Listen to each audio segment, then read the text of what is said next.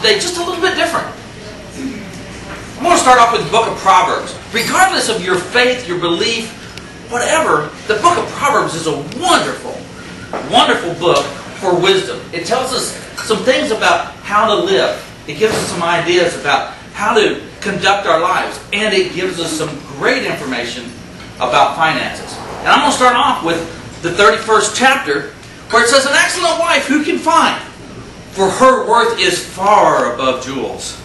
The heart of her husband trusts in her, and he will have no lack of gain." Isn't that interesting? She is wonderful, and he will have no lack of gain. Ladies and gentlemen, I want you to know that if I have any success in this life at all, it's because of my wife. This is my wife, Dana. And when I talk about things that I have done, I need you to understand that we talk. What I really mean is things that we have done. My team. Here's the rest of the group. You've already met Dana. The intelligent one there in the scrubs is my daughter, Shauna. As we just said, she has graduated from the University of Texas. She's got a bachelor's degree in nursing. She's currently working at St. David's down South Austin in labor and delivery. The big guy there with the stick is my son, Riley. He's 17. He loves baseball. He's a senior this year at Georgetown High School, and he's got that senior strut down pretty well. This is the reason that I go to work every day. Everything I do is because and for this group. So let's talk just a little bit about my story. When I talk about my story, again, I'm talking about our story with Dan and I. See, about 20 years ago, I was just like everybody else, or like most Americans. I had a house. I got married. I had a hot car. Well, this is Texas. I had a hot truck. We raised Toby cats.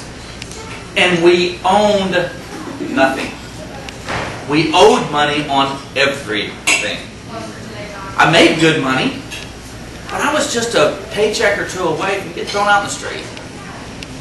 Then one day I had somebody that talked to me and it caused me to change my focus. They taught me, they showed me some things that I needed to do. And being the analytical person that I am, of course, what I ended up doing is I ended up creating spreadsheets, and I ended up reading, and I ended up getting onto the internet, and I ended up really working a lot trying to figure out how I can do, what I can do to better myself. And we ended up building some programs. We ended up building some things. We ended up putting some stuff together and gaining a philosophy that changed our life. 14 years after that, we made our first million. 6 years after that, we made our second million. Folks, you can do this. We did it all on just a W-2 salary. You can do it too. You see, I believe that anyone in the United States should be able to retire with dignity. They should be able to be self-sufficient. It's not out of reach for the vast majority of Americans. It's a choice. But why we don't do it is because we just don't know how. Okay, I'm going to start with two simple rules here. First rule is don't take financial advice from broke people. You see, what happens is that so often we take financial advice from folks that really don't have any money. That's wrong. And this includes a lot of financial professors that are in the universities. Okay? Don't take financial advice from broke people. If someone is giving you financial advice, and you have every right to ask them, maybe they're asking of you about your financial stuff, you have every right to ask them about their financial situation. And if they say, "I'm broke," you need to leave. Rule number one, don't take financial advice from broke people. Rule number two, if you want to be rich, do rich people stuff. Don't do poor people stuff and expect to be rich. Okay? And let me give you an example of that. If you want to learn something about marital longevity, how to keep your marriage together, go find that old gentleman that's walking down the hall and hanging on to his wife of 65 years. She can't hardly walk either, but she's holding him up. Go talk to him. Take him to dinner. Ask him how he does that. And then take her to dinner and she'll give you different information. That's how you do it. Don't go talk to somebody that's been married 6 times and wrote a book. Talk to people that have done it. Alright, we need to get over about our hang-up about money. Let me tell you something. Money's a rock. Money's a rock. I can take a rock and I can throw it through a windshield, and I can bust that windshield. I can do horrible things with it. Or I can take that rock and I can build a hospital. I can build a school. It's just a rock.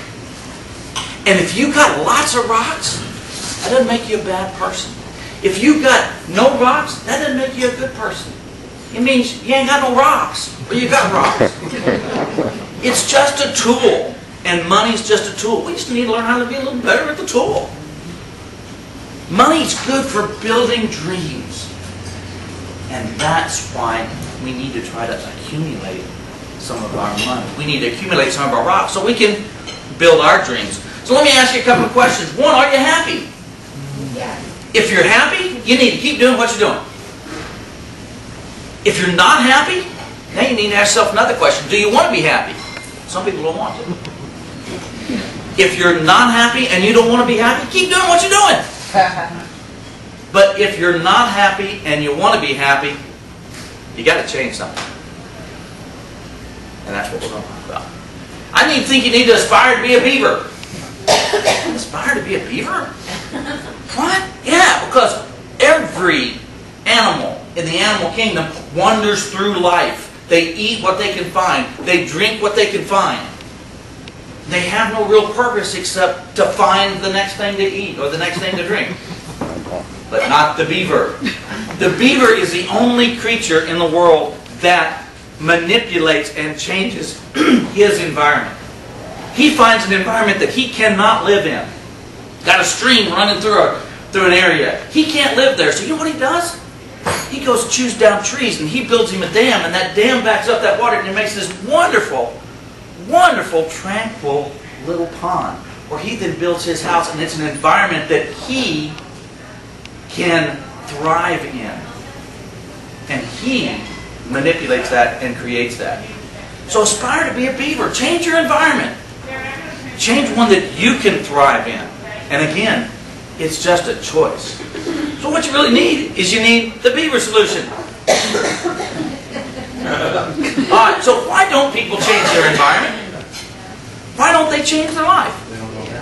Because they don't want to change. They're happy.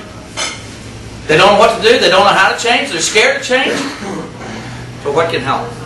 Knowledge, training, and a blueprint. Cool. My mission statement here is to help families and individuals attain wealth and richness through education. Teaching them to control their finances, invest regularly and wisely, and plan their financial future. The key words there are education, control, and plan. The financial blueprint. How many folks are going to build a house, a $500,000 house, and not do anything? Not first build a blueprint. None of us. What we're going to do is we're going to build a blueprint first. Alright, so how do I educate? Public speaking and seminars. I have CDs that are available on my website. I have a mastermind program that will take you and give you a whole year of education, and not only give you the education, but get you working to actually implement that education. And the way you get hold of all of this is through my website there at moneycoachcorner.com. I have downloads of spreadsheets, I got worksheets, I got lots of information there that you can go off and get. And a lot of this is free of charge. Just go get it. Get started. Figure out how we start doing that. So do you want to finally win with money? If you finally want to get into a program where successful money is not only discussed, but it's actually implemented, that's what my mastermind program does. Don't just play at the money game, folks. Win it. Win it.